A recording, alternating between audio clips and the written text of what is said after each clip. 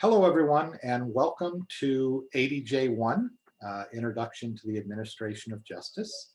My name is Dr. Charlie Wilhite. I am going to be your instructor for this class. And today's video will go over Chapter 1. Before I get into Chapter 1, though, I want to just briefly welcome you to the class. If you have not already watched the video in the introductory section where I talk about my philosophies of education and what I hope you'll get out of this class, please do that before delving on into the class. If you haven't done your personal introduction, please do that. This class kind of includes, we have people who have an interest in the administration of justice. They're thinking of being a criminal justice or a criminology major. Maybe they want to become a police officer or a correctional or probation officer. Maybe they want to reform the justice system, work on social justice issues, work with people who've been formerly incarcerated. Or youth who are in danger of becoming incarcerated. And then we have people who are here because it's a general ed class. And all of you are welcome. My hope is that by the end of this course, you'll have a much better understanding of the system, of how the criminal justice system interacts with us and how it can affect our lives, both in unusual circumstances we hope we never find ourselves in, and on a day-to-day basis, okay? So what I'm gonna start out with is an idea of what we're gonna talk about in this lecture. I'm not gonna cover everything in Chapter 1. That would make this an 18.5-hour lecture. But I do wanna talk a little bit about how the criminal justice system is portrayed, what we believe we know about the criminal justice system as opposed to what we're going to learn about the criminal justice system. I am going to talk about the idea of social control and of the criminal justice system as a formal means of social control, and the importance of informal social control. Then I'm going to talk a little bit about the criminal justice system. I'm going to talk about the tension between crime control and due process or rights ideas, and then cover some more very basic concepts of what a crime is and things of that nature. The first thing that I think is important to recognize is that most of us learn about the criminal justice system from television. As we get more and more into social media, we learn more and more from social media. We learn, matter of fact, I have I believe myself to be qualified to be a medical doctor, not because I have any medical training beyond what I learned many years ago in paramedic school. But, I have watched, I think, every single TikTok that's hashtagged doctors of TikTok. And, when you've watched 10,000 minutes of video, I'm ready to go take out an appendix. And obviously that's ridiculous. But social media is where we learn a lot about a lot of things. And unfortunately, there's not much quality control on social media. And sometimes we don't hear all there is to hear. Television. We have a group of detectives who generally start by shooting a whole bunch of people and then going and having lunch. And then in the remaining 60 minutes with commercials, they solve a complex crime, all working on the same crime. And it's the only thing they have to do. And once they do, then it looks like they go on vacation or something. They all gather up their stuff and head off into the sunset. Nowhere near reality, where detectives assigned to burglaries and car thefts and things may have 100 cases sitting on their desk or in their computer, all waiting with victims who need answers, crooks who need to be caught, right?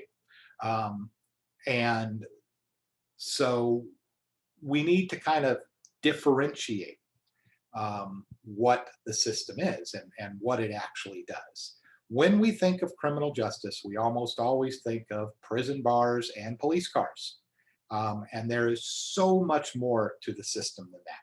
Okay, so much more going on.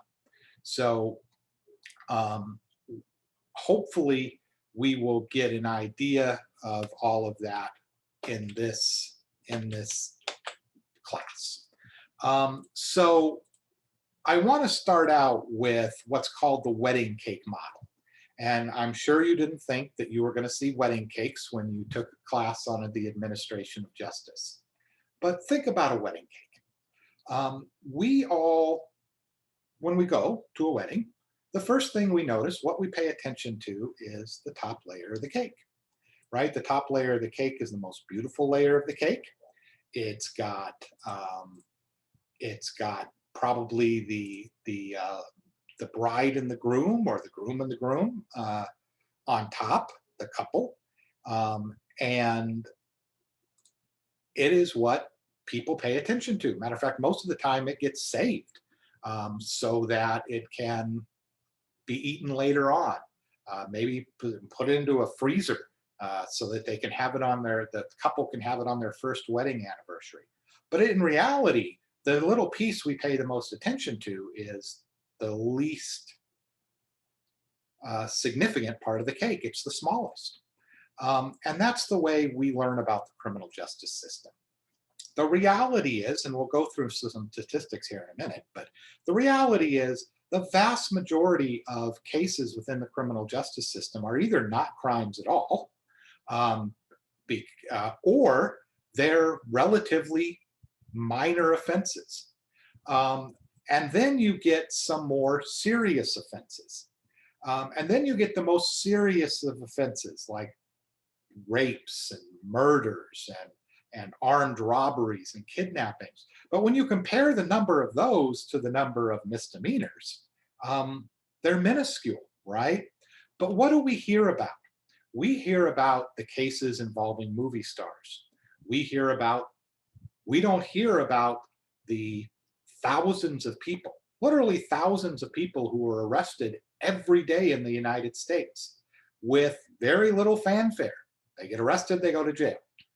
We hear about when a police officer inexplicitly takes out a taser or a gun and yells taser, taser, and shoots somebody. We hear about George Floyd. We hear about crimes that involve movie stars and rich people and have 15 attorneys on every side. And that's not the everyday reality, right? So even what we learn, obviously, television is entertainment, right? And the shows, the drama shows, are dramatic. They're meant to be that way. We don't really expect that we can become doctors from watching Grey's Anatomy. And although I would like to think that doctors do all that heroic stuff, my experience being a patient and being in an emergency room, it's a little less glamorous. And plus, I really, my daughter is a nurse, and she reports that those linen closets and everything that apparently between every patient, the doctors and nurses have to go to for personal relations. In her hospital, they use them to store linens, and so it's just not nearly as exciting, and neither is criminal justice. It's just that TV, obviously, they're there to make money. Now, we understand that, but what about the stuff we see that's reality, that's real?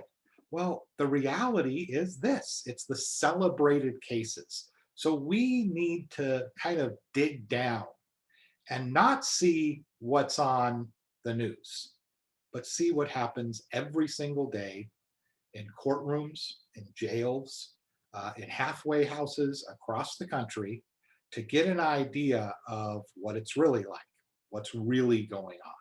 Okay. So in this chart shows us, it's about a year old, or excuse me, 10 years old, but I can tell you nothing really has changed. And it's calls for service from the City of Long Beach Police Department. And if we watch TV, at least every other call should be a murder with a shootout. The reality is that the most important, or excuse me, the biggest call they handle is parking violations, and then non-injury traffic accidents, citizens assistance. I've been locked out of my house. I've been locked out of my car. I'm lost. That could be anything. Um, uh, Gate alarms. That's an external alarm that goes into a business. Somebody's jumped our fence. Found property, recovered stolen vehicle, traffic hazard. Somebody broke down in the road, or there's a tree in the road. And it isn't until we get to the next page where we actually start seeing crime. And if we go down, we're all the way down to assisting the fire department at 2% of calls, and not a whole bunch of horrific kind of crime going on, right? Most of the stuff handled on a daily basis are relatively mundane. And even a city as big as Long Beach, we don't see a whole bunch of murders and robberies and things like that. Okay.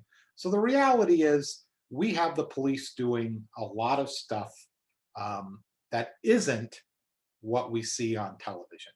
We hear a lot about defunding the police, and the reality, and I think we'll talk a little bit more about this, but the reality is, when you ask most cops if they want to be handling most of the calls that have nothing to do with crime that they handle, they'll agree that they would rather somebody else handle them.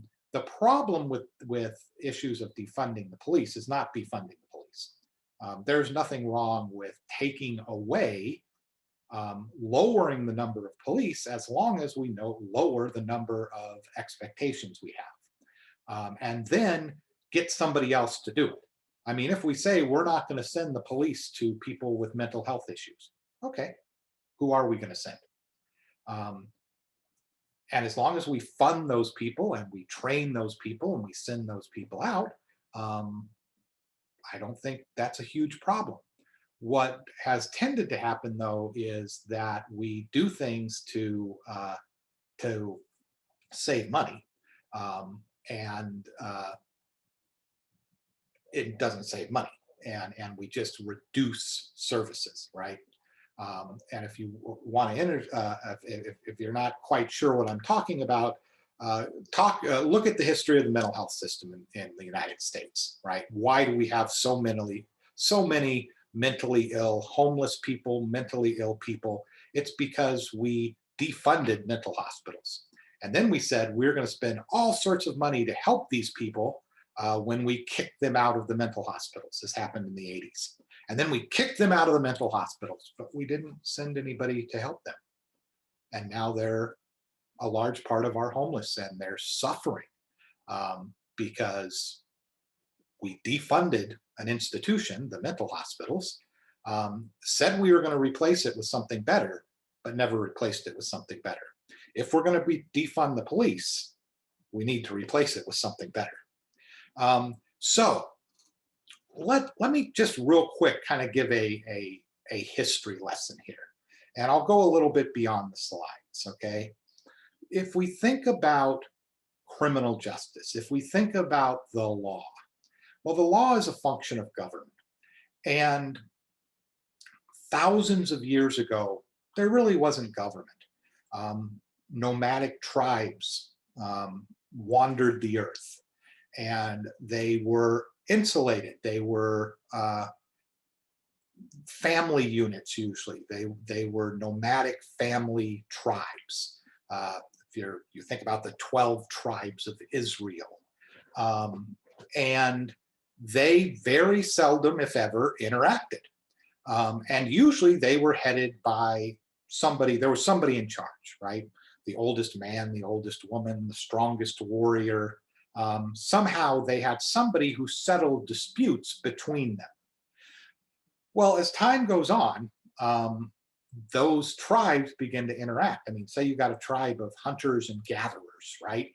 And the hunters are out hunting one day, and they stop at the end of the day and they cook themselves up a brontosaurus steak. And the gatherers are out picking up their veggies. They're the original vegans, and they, ooh, that smells pretty good. And they think, you know what, I would like some of that steak. And the hunters, they say, you know what, I love brontosaurus steak, but gosh, you know, I'd really like a baked potato and some salad to go with it. And so they begin to exchange, right? And as they exchange, they get into disputes with each other. There's nobody to solve the disputes. And so, how do we solve the disputes? We solve the disputes with violence. And as tribes and landowners and different people become more powerful, it becomes obvious we need a way to regulate, to solve disputes, to make rules that everybody can follow so we can get along. And that's kind of how the law developed. Okay. And the law is an institution of social control. The law is what keeps us from doing things that are unacceptable, that our society believes we should not do, right? So if you think about it, we have a like a moral code. And I'm getting ahead of myself in the slides here, but I do that all the time. So just kind of get used to it. So we have this moral code, things that are acceptable to us and not acceptable, right? And we don't run around naked. We don't we shouldn't yell and scream and insult each other's mom. There are certain things that in our society are acceptable, certain things that are not, right? Pedophilia, unacceptable. And there are these moral imperatives that go along with our society. And some of those moral imperatives are so important to us that we have created laws. And we've said, if you violate this moral code, if you do something that our society thinks is unacceptable, we're going to punish you for it. That is kind of the basis of our criminal law, right? You think back to the earliest societies, you go back to Babylonia and to the Old Testament times, and we have these basic laws. We'll learn later they're called laws that are mala and se. Thou shalt not. You don't kill people. You don't lie. You don't steal. You don't cheat, right? And if you do these things, our society says we're going to punish you for it because that's unacceptable. Now, I can burp and let out a horrible burp, and people may look at me. Like if I do that in the library, they'll be like, "Dude, what's wrong with you?" But I'm not going to go to jail for that. So we have these ideas that certain things are acceptable, certain are not, and certain are so unacceptable that we've turned them into criminal laws, that we will punish people if they do these things that our society thinks are unacceptable. Well, obviously, we don't have a cop on every corner, and we don't have people, we don't have the burp police. And that is because we have a system of social control, right? We are born, and from really the moment we are born, we are being socialized. We are being taught how to be a human being in our society. And how our society raises children is maybe different than how other societies do. I mean, if you think about a 2-year-old who wants a toy, maybe even younger, right? If another child's playing with a toy and I want that toy, what do? I go and I get that toy. And I have to be taught, no, you share, right? You wait your turn. Those are concepts that really aren't innate to human beings, but we're socialized to learn those. And the number one way we are socialized is through the family, right? Our parents, our siblings, our aunties and uncles, they teach us what it's like to be a human being in our society. We're further socialized through school, right? Um, why is it today you go to a concert and the first you go to a concert and you line up in line and you wait your turn, you go in, you turn in your ticket, you get scanned so you can go in. If they're going to search your bag, you wait patiently for them to search your bag. When it's time to get a snack or a refreshment, you wait in line at the refreshment. Why is it that you know to do that? Well, if your family didn't teach you, you started learning in kindergarten. They had you line up on the line, they had you wait on the numbers, and they began socializing you to what is expected in our society, right? A lot of the way we're socialized is through modern religion. Whether you and I practice a specific religion or not, our laws in the United States are heavily influenced by Christianity. And if you look at a lot of our codes, a lot of our morality based crimes, um, they're based on Judeo Christian morality. Okay. They're also that, and also, and this surprises a lot of people, um, based a lot on, to some extent, on the morality of other religions like Islam and Hinduism. A lot of the morality of those religions is not all that far apart. Um, where else? What else acts as social control? The media, right? The media kind of gives us an idea of what's right and what's wrong. We don't really want to end up on the wrong side of TMZ and be reported for what we have done that is uncouth, right? You shouldn't lick donuts. And the kind of the last of the institutes of social control is the law and law enforcement.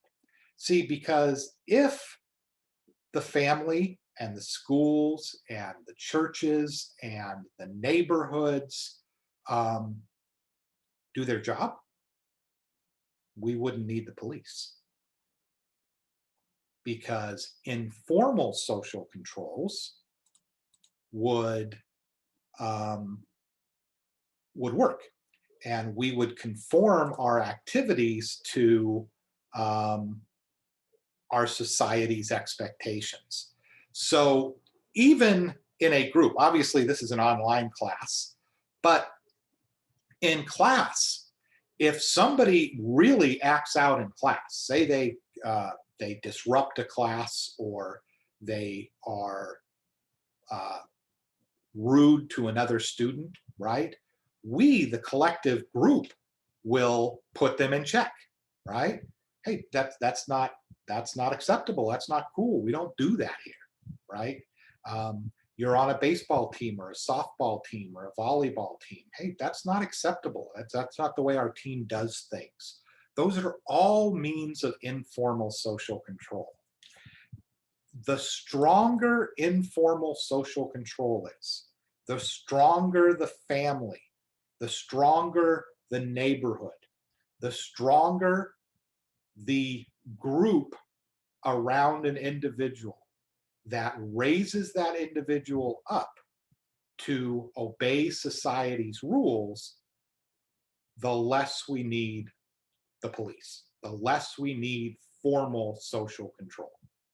Um, the weaker the family, the weaker the neighborhood, the weaker the support system around a person, the more likely they are to become involved with the law. Because where there's a lack of informal social control, we will see more formal social control. We will talk more about that when we talk about theories of criminality, theories of crimes, in a couple of weeks.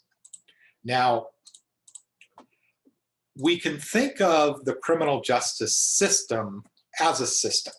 It's not a really tight system like your engine of your car or your air conditioning system, but it has interconnecting parts, right? There are over 50,000 agencies in the criminal justice system at the federal, state, and local level. And we divide those up into three broad categories, okay? Those three broad categories that make up the criminal justice system are the police, the courts, and corrections. The police, the courts, and the corrections. Every jurisdiction operates a little bit differently, right? The courts in California work differently than the courts in Nevada. The federal system of courts works a little differently than the state system of courts. The highway patrol works a little differently than your local sheriff. But by and large, the system works towards the same goals and in many of the same ways all across the United States, okay? So when we think of the three components, the police or law enforcement, corrections, and the courts, we're talking about a very loose confederation, right? Three organizations or many organizations that all work towards maintaining this formal social control, okay? So we start out with the police. And the police, their primary mission, if you look, is to maintain the peace and enforce the law, okay? And generally that starts either when someone calls the police, says, I've been the victim of a crime, that's known as reactive policing, or when the police observe something that they believe may be suspicious or illegal. That is called proactive policing, right? And depending on what happens, someone might be arrested.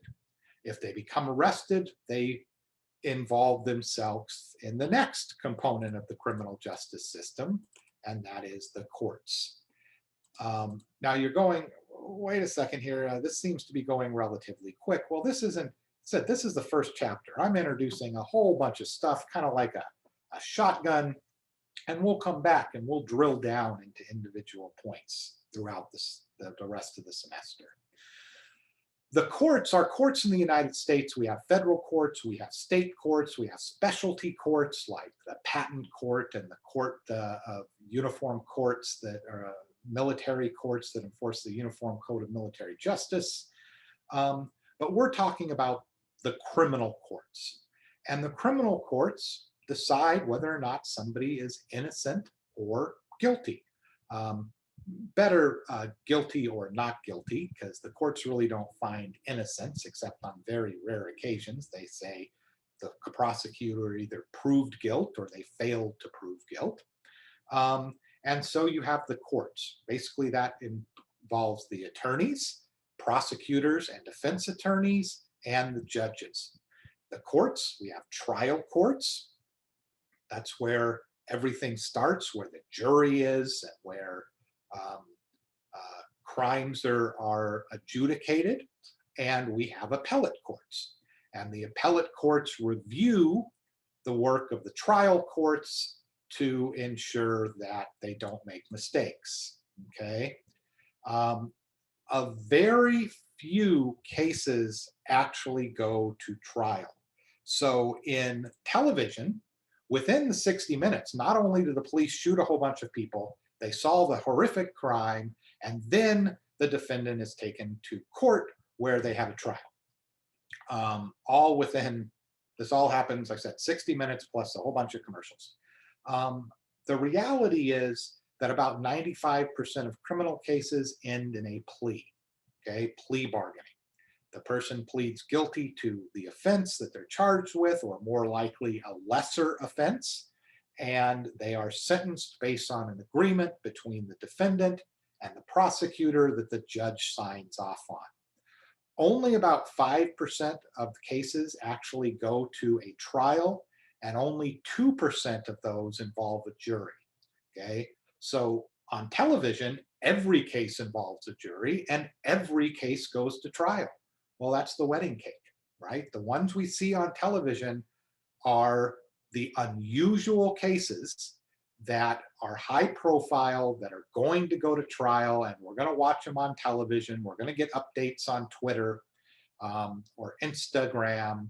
Um, uh, whereas the reality is that every day thousands of people are sent like cattle through the criminal justice system, where they plead guilty to something and are given some sort of a sentence, right?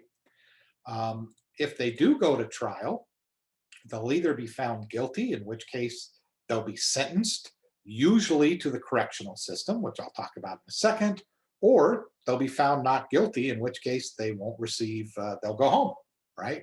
The judge will find that there wasn't enough as evidence to find them guilty beyond a reasonable doubt. Now, if they are found guilty or they plead guilty, then they will most likely become involved in the correction system, the third component of the criminal justice system. Basically, in the United States, we have 5 different broad types of punishment. We have fines, we have probation, we have intermediate sanctions, like being placed on a diversion or being placed on some sort of a house arrest, something like that. We have imprisonment, being sent to the county jail or to the state or federal prison. And we have, in very rare cases, the death penalty, okay? And generally, when somebody is convicted of a crime, the judge has rather broad discretion as to what sentence they get. Some states, like California, allow almost any crime the judge to grant the person probation. And so even though if I am convicted of, say, second-degree burglary, the statute says that I can be sentenced to 16 months, 2 years, or 3 years in the state prison. The reality is almost nobody who gets convicted of a second-degree burglary, which is a burglary of something other than a residence, is ever sent to state prison for their first offense. They're placed on probation, okay? And so judges have very wide discretion in deciding what punishments someone should get. And we'll talk more about the discretion of judges in later chapters. Now, we are in a time that is it's certainly unprecedented in almost everybody who is watching this lecture's lifetime. I don't need to tell you that there is a lot going on, particularly as it relates to law enforcement, how laws are enforced, how laws and our criminal justice system as a whole disproportionately affects persons of color. That is obviously not, I think, up for debate. Where we're debating now is what we can do about it and how we're going to go about doing something about it. But we really haven't seen this level of unhappiness with the criminal justice system since the 1950s and 1960s, the civil rights era. There have been concerns. There have been individualized incidences where people spoke out against systemic racism, police brutality, things like that. But we haven't had the nationwide conversation that we're having today. And to kind of understand that, how it was of interest in the 60s and is not of interest anymore, we can look at a model from a law professor and criminologist by the name of Herbert Packer. Uh, Professor Packer has passed away, but about 40 years ago, he came up with two different value systems, he said, two different goals, objectives, and ways of looking at the American criminal justice system.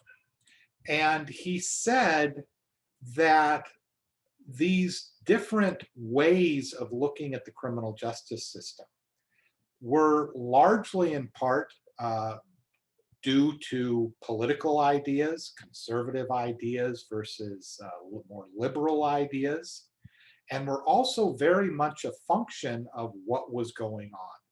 And what we have seen is that these ideas that Packer came up with seem to be true, that there is a cyclical nature as the way we see the role of the law and the way we see the role of our criminal justice systems. So at one side, we have the due process model. And the due process model is very much interested in individual rights, okay? Traditional values of life, liberty, First Amendment rights, the right to be free of government. On the other side, we have a more conservative crime control model. And the reality is that our criminal justice system lies in the middle, where we are constantly trying to balance due process, people's rights, versus the need to control crime. None of us wants our rights violated. I don't want the police stopping me for no apparent reason. I don't want the police coming into my house without a search warrant. I don't want to be interrogated using horrible tactics. On the same token, I don't want a rapist coming into my house. I don't want a robber coming into my house. I don't want to be fearful of being mugged. And I don't want to have my money stolen out of my bank. So we all have an interest in both controlling crime and due process, our fundamental rights as Americans to not be mistreated by government. And depending on we have this balance. We're not a totalitarian government, and we are not a laissez-faire where we can do whatever in the heck we want government. We're in the middle. And where we go, a little bit right, or a little bit left, a little more towards crime control, a little bit more towards due process, is in a cycle. And that cycle largely depends on what's going on in the United States, crime rates, and what's going on with law enforcement. So the crime control model really says, look, the function of the criminal justice system is to protect our citizens, to protect us from crime, okay? And therefore, the focus should be on that. It should be on enforcing criminal statutes. It should be on ensuring that the justice system is efficient, that people don't, if somebody gets sentenced to death, they don't get to live on death row and then die of old age 50 years later. They get the death penalty, right? If somebody's sentenced to prison, they should be sentenced to prison. Prison should be for punishment. And the reality is, according to the crime control model, the police wouldn't arrest you. The courts wouldn't, the prosecutor wouldn't prosecute you if there's a pretty dang good chance you weren't guilty. And so all of these concerns are really secondary to protecting us from predators, from criminals, okay? The due process model, on the other hand, says, you know what? our system of criminal justice should not be used to violate people's rights. Yes, we do want to be protected from criminals, but not at the cost of our individual liberty. People are presumed innocent until they are proven guilty, right? And the fact of the matter is, when we pass these draconian laws, we put people in prison, 1 strike, 3 strikes, you're out, 25 years to life. We punish them. We're not helping society. We are hurting society, right? People should be rehabilitated in prison. Putting people in prison for 25 years for stealing a slice of pizza is ridiculous. How do we expect to have strong families, strong in social formal control, when we place most of our middle-aged minority males in prison?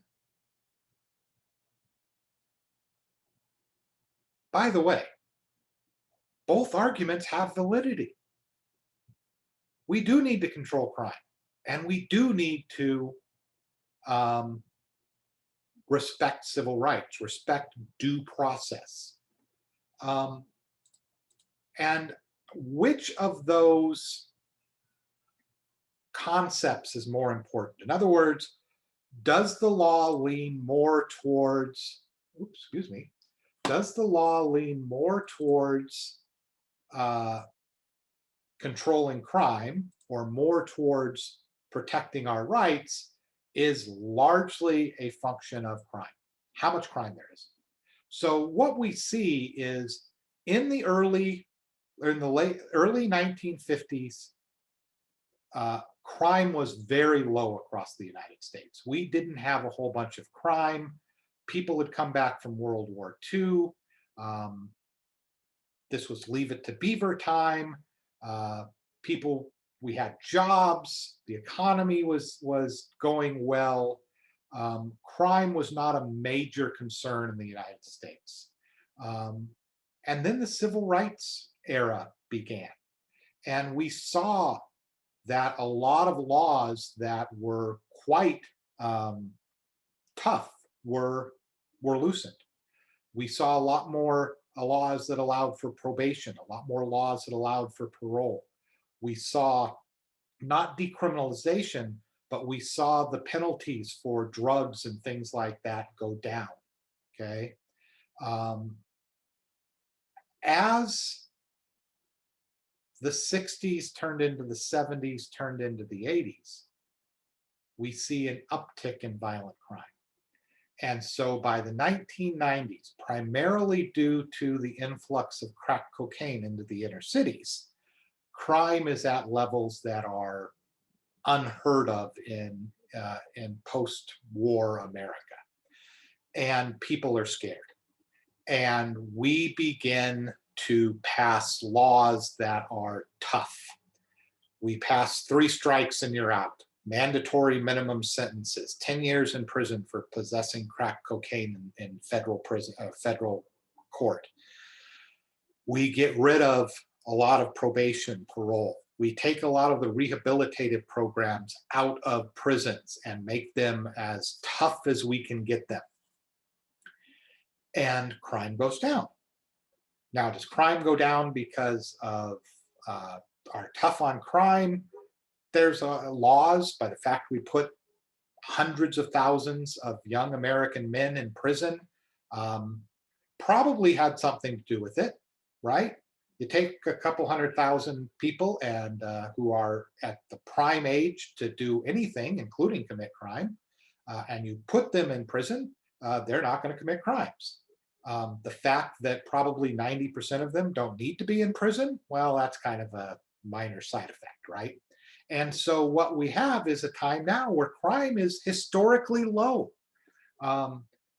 Even after 2008, when the stock market crashed, every criminologist on planet Earth predicted crime would spike. I was one of them, because everything we knew about crime said that when the economy goes down, crime will go up. Well, guess what? It didn't go up. Still don't know why. Um, but I mean, there's theories, but I can't tell you for 100% why it happened or why crime didn't go up.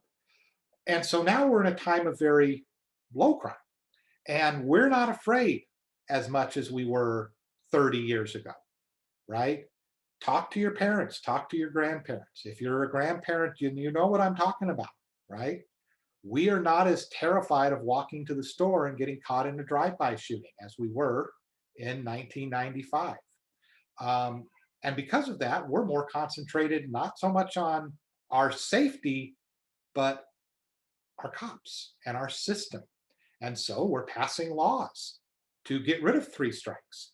We're passing laws to allow for the legalization of drugs. We're passing laws to reduce a lot of penalties, and we're paying a lot of attention to what the police do. So we are very highly focused, whereas in 1990, the crime control model was king.